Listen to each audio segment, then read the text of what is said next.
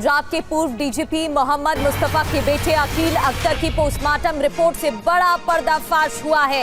आंतरिक रिपोर्ट के मुताबिक अकील के दाहिने हाथ में कोहनी के पास सिरिंज का निशान मिला है। अकील ड्रग्स का आदी था, लेकिन ड्रग्स के बारे में कुछ नहीं कहा गया है।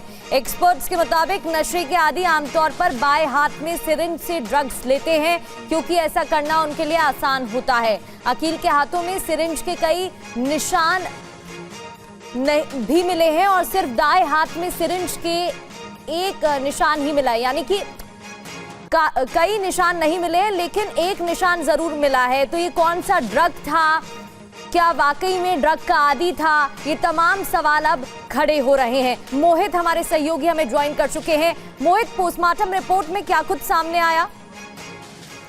देखिए, ये आंतरिक रिपोर्ट है जिसके आधार पर ये बात सामने आई है कि ऐसा लगता है कि जो अकील अख्तर था वो ड्रग्स का आदी था, लेकिन किस तरह का ड्रग्स लेता था ये विसरा के जो सैंपल लिए गए हैं उसकी जांच रिपोर्ट के बाद ही साफ हो पाएगा।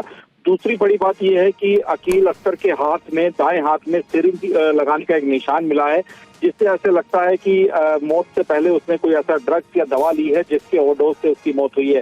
लेकिन ये ड्रग्स था या दवा थी या किस तरह का ये ड्रग्स था, इसकी जांच के लिए विस्तार रिपोर्ट का इंतजार किया जाएगा। दूसरी बड़ी बात यह है कि ड्रग्स का आदी तो अकील अख्तर था, लेकिन क्या वो सिरिंज के माध्यम से ड्रग लेता था, इसकी पुष्टि नहीं हो सकी है, क्योंकि उसकी जो दाईं बाजू है उसके ऊपर एक ही निशान मिला है, जबकि जो ड्रग का एडिक्ट होता है उसके हाथों पर कई सिरिंज लगाने के निशान पाए जाते हैं। लेकिन अकील अख्तर के केस में ऐसा नहीं था। तो हम कह सकते हैं कि पोस्टमार्टम रिपोर्ट आने के बाद कुछ सवालों के जवाब तो पंचकुला पुलिस को मिले हैं, लेकिन अभी भी कई ऐसे सवाल हैं जिनके जवाब तलाशने होंगे। और ये पोस्टमार्टम रिपोर्ट की अभी इनिशियल जानकारी है। अभी जब पूरी रिपोर्ट आएगी जिसमें विसरा जांच के सैंपल की रिपोर्ट होगी, उसके बाद ही पूरी कहानी भी उसके बाद सुलझ जाएगी। मोहित मल्होत्रा जानकारी दे रहे थे, बहुत बहुत शुक्रिया।